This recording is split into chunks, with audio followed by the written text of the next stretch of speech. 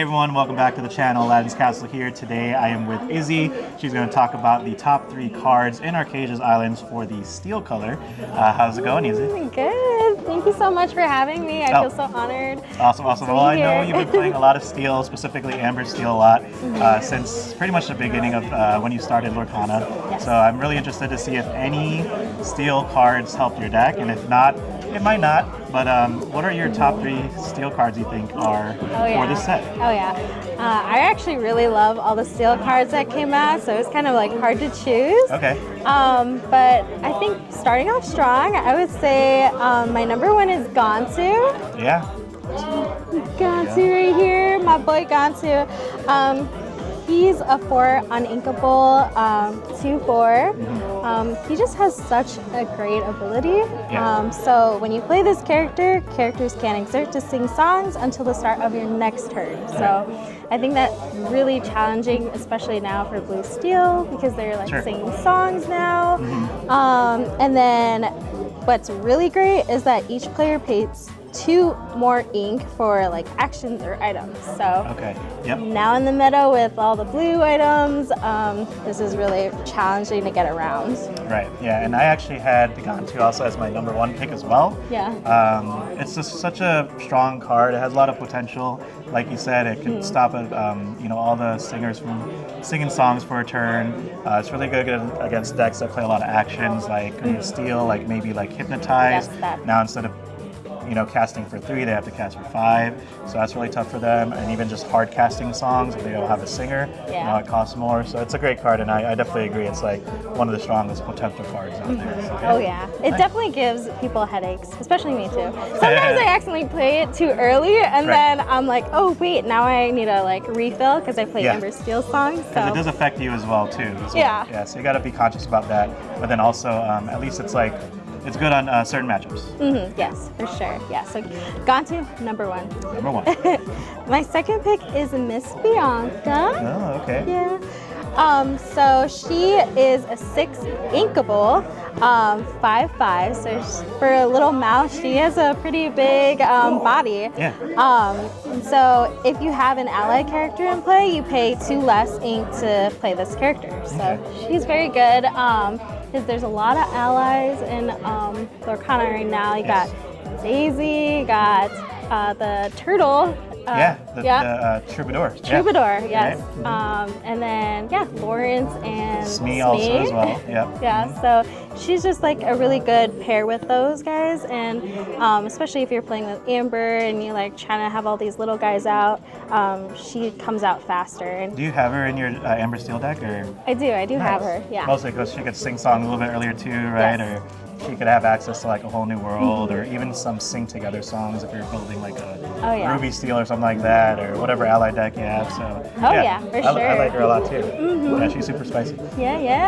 My number 2 pick is, I don't know if you have this as well, but it is the Mickey Mouse over here. Yes. So that is the Mickey Mouse from the Beanstalk, I think. 2 cost, uninkable, 1/1, quest for 1.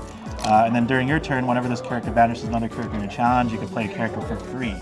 So just the potential of this card bringing out like a Maleficent Dragon, or like a Clarabelle 7-drop, or even a Jafar 7-drop, so you can sing like a whole new world, do those kind of shenanigans. Or even like a 9-drop Goofy. Like there's so much potential that this card has, and it kind of scares your opponent from like doing stuff, because now maybe they don't want to quest, and then maybe you could just put like a crab behind Mickey, or like Jafar, which we'll probably talk in a little bit, behind Mickey, and then banish it and play a big character. So I like it for the potential, and Mickey is like the GOAT. So what do you think? Who doesn't love Mickey, right? Everybody loves Mickey. Yes, and to mention that, my third pick was Jafar. So we have that right here.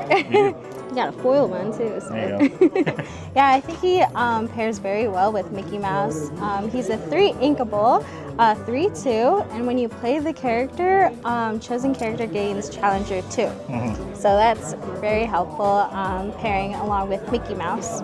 Yes. And also, he quests for 2, which is awesome. Quest for 2, I like that a lot too, and he was actually my number 3 pick as well, for the sheer fact that he's almost like a Merlin Crab. So like he could kind of pump up either your Mickey, or you can make some favorable trades.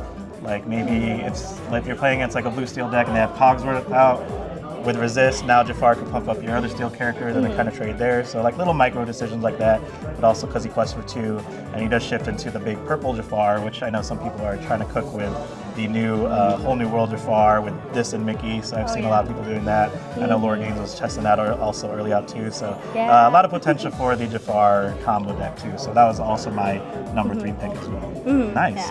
Moving right along, do you also have a dual ink card that you want to talk about for Steel? Oh yeah. There's a lot of them. So. Oh yeah.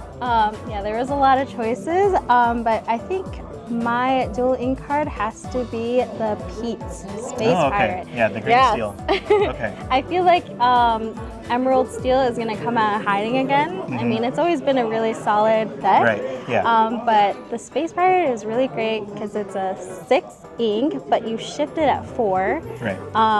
It has a pretty big body too. I think it's a 5/5. I believe so, yes. Yeah.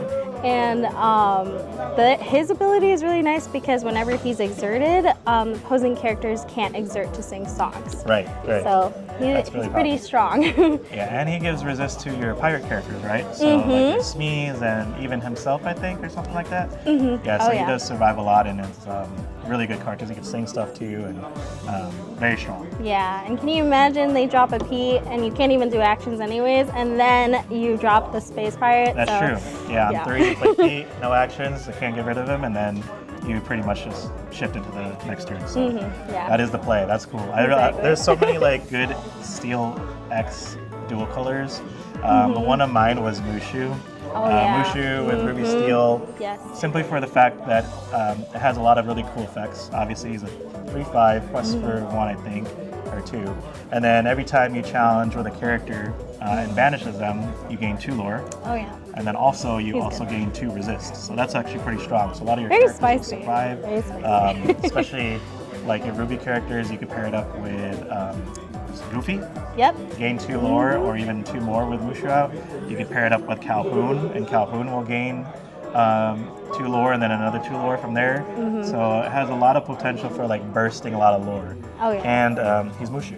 So like he's one of the best characters in Disney. Oh yeah. And they finally gave him some shine. So that was my pick. I was waiting for that. I was like, when is Mushu gonna come? Finally, after 7 sets, it took that long for Mushu, but he finally arrived. And they made him really great. So. And he made him really good. So yeah, it was worth the wait for sure.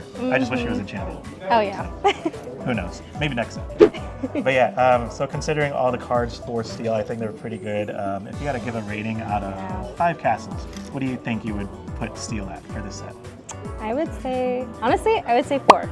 Yeah. Just because they have like a lot of Steel cards that we mentioned, but there's also other ones that have a lot of great potential. Yeah. Such as like the Rhino hamster. Oh, okay. Yeah, the Amber Steel one. Okay. The only problem with that is it's uninkable. But and it's a 6-cost uninkable, something like that. Yeah. Okay. But if you think about it, if you pair it with like a Doc or a Gaunt, or no, not Gaston. Gaston, yes. Okay. It can come out easier and like faster, and then also it's a 4/7, so it's like tough to deal with. Yeah. Chenpo kind of. Yeah, the stats. So that's not there. bad. Yeah, that's pretty good. Yeah. I also would probably give it a 4 out of 5. That's probably what I was thinking of too as well. Yeah. Just because I think next to Sapphire, I think Steel was the next color that kind of got a lot of support, or at least a lot of potential. So yeah, Gantus, Jafar is like a crab, Bianca, you could play her in ally decks and stuff, and then the Mickey's just like the surprise factor, you could bring out any card. So I think I definitely agree with the 4 out of 5. Yeah. Rating. Awesome. Then moving right along, you've been playing Amber Steel for a while. How do you think Amber Steel is going to do in this set, considering all the new cards, maybe the old cards or the meta? How do you think it's going to do overall? Yeah, that is a great question. I'm definitely like play testing a lot of different versions of Amber Steel. I still feel that an Amber Steel aggro is the best move to go, especially now that you got your blue steel and your red blue like ramping. So if you can quest as fast as you can. Hopefully you can win the game. But mid-range also like Amber Steel songs, I still feel that there's a lot of potential there, but definitely have to work out some kinks. But sure, yeah. I think it's good because Amber Steel has the potential of playing a whole new world, so you could start getting like your songs and you get rid of like the board. Yeah. You could play stuff like Zeus, so that takes out a lot of the meta cards like Shark and the new Tamatoa.